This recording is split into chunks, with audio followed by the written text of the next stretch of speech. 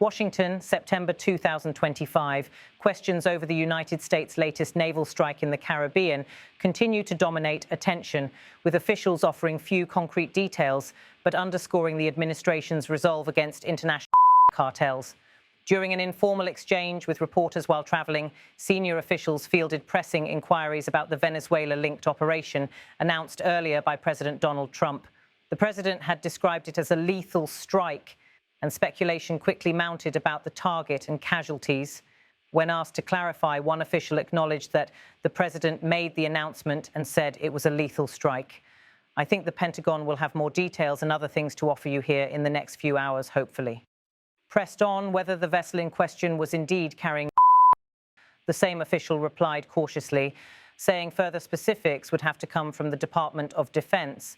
Yet he confirmed the operation was in line with Trump's broader campaign against networks threatening the US and the wider region.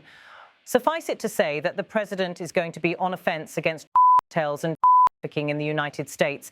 It destabilizes not just the country, but the entire Caribbean basin, the official said. These particular probably headed to Trinidad or some other country in the Caribbean, at which point they just contribute to the instability these countries are facing. So the president's been very clear that he's going to use the full power of America and the full might of the United States to take on and eradicate these cartels, no matter where they're operating from and no matter how long they've been able to act with impunity. Those days are over. The exchange highlighted how the administration views trafficking not only as a law enforcement challenge, but as a destabilizing force across multiple nations. According to officials, the latest vessel was believed to be traveling from Venezuela, a well-worn route that channels narcotics across the Caribbean into Puerto Rico, the US mainland, and even parts of Europe. I think as long as those vessels are in the region and as long as the president's in the White House, he's made very clear he's not going to allow the United States to continue to be flooded with coming from different places. This one from Venezuela, which is a common route, a lot of it ends up in Puerto Rico and then on into the United States mainland, the official explained. No one should be surprised. That's why they're there on a mission and they're going to continue to operate. Asked about cartel responsibility, he confirmed the vessel was operated by a group linked to organized trafficking. The president was very clear, and that is, we destroyed a boat that left Venezuela operated by a designated organization, which is what these are. And he's been clear that the days of acting with impunity and having an engine shot down or a couple grabbed off a boat, those days are over. Now we are going to wage combat against cartels that are flooding American streets and killing Americans. Legal questions also surfaced regarding authority for such an operation. On this, the official stressed the administration had followed all proper channels.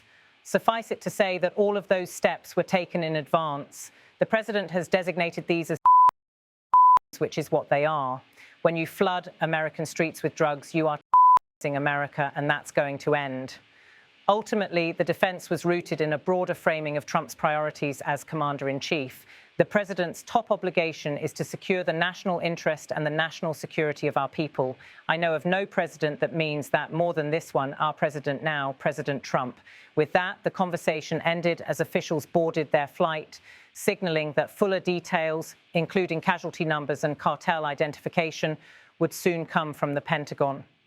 What remained clear, however, was that Washington sees itself engaged not in isolated interdictions, but in what the administration openly describes as combat against international organizations.